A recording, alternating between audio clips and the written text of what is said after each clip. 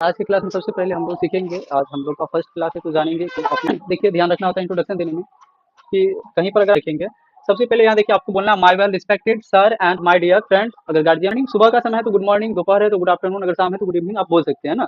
To all of you from the core of my heart because you all have given me an opportunity to come here and see something about myself. देखिए यहाँ पर फिर dot dot लगा हुआ है।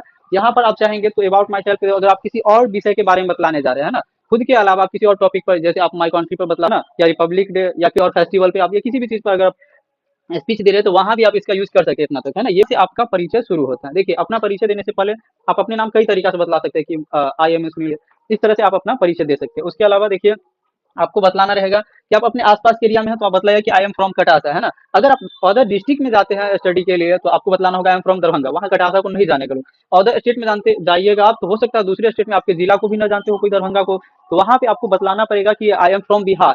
आप दूसरे country में गए, आप विदेश विदेश में मान सकते हैं कि कोई हायर एजुकेशन के लिए कभी जाने का मौका मिला या किसी लिए अगर आप कभी विदेश में जाते हो तो वहाँ आप अपने स्टेट को भी बताएं तो शायद आपके स्टेट को भी वहाँ ना जानता हो, तो वहाँ बतलाना होगा आई एम फ्रॉम इंडिया, है ना। इस तरह से आप ध्यान रखिएगा। यहाँ पे देखिए यहीं पर चैन सर जी का नाम बतलाना है कि मिस्टर जो भी आपके पिताजी का नाम, आपको अपने एजुकेशन के बारे में बतलाना है कि आप कितना में पढ़ाई लिखाई कर रहे हैं, क्या पढ़ रहे हैं। तो उसके बाद आई रीड इन क्लास 11, क्योंकि अब हम लोग 11th में जाने हैं तो आई रीड इन क्लास 11। उसके बाद आपका जो फैकल्टी होगा माय फैकल्टी इज, अब आपको तो यहाँ से पता है 10th के बाद है ना 3 रास्ते खुलते हैं, आर्ट्स के लिए, कॉमर्स के लिए, साइंस के लिए। आपको जीवन में किस जो सोच रहे हैं या नहीं तो अभी कुछ भी अपने मन से जो आपको कोई एक चीज लिख लीजिएगा यहाँ पे तत्काल, है ना। जब माई फैकल्टी इज साइंस जो भी है आप लिख लीजिए। तो उसके बाद आपको बताना आई पास, है ना, आई पास मैट्रिकुलेशन 2025। आपने जो है मैट्रिक कब पास किया है ना। अभी क्योंकि देखिए हमेशा आपका जो है लास्ट डिग्री बतलाना रहता है, तभी आपका लास्ट डिग्री मैट्रिक ही होने वाला है।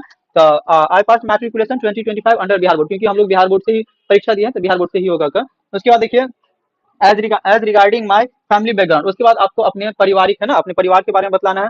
तो दे आर कितने मेंबर, देखिए दे आर जिसको 5 हो सकता है, 4 हो सकता है, 6 7 जो भी होगा। तो दे आर यहाँ पे मैंने के पास कितने भाई बहन, I have no brother and 2 sister. तो उसके बाद आपके पिताजी क्या करते हैं वो बतलाना होगा कि my father is farmer, shopkeeper, है ना, डॉक्टर, इंजीनियर, जो भी होगा वो अपने हिसाब से यहाँ पे दे सकते हैं। एंड माय मदर इज, ज्यादातर तो माताएं होम मेकर ही होती, गृहिणी, किसी किसी का हो सकता है किसी कार्य में हो, है ना, मगर बहुत कम रेयरली ऐसा गाँव घर में देखा जाता है। तो my mom is home maker.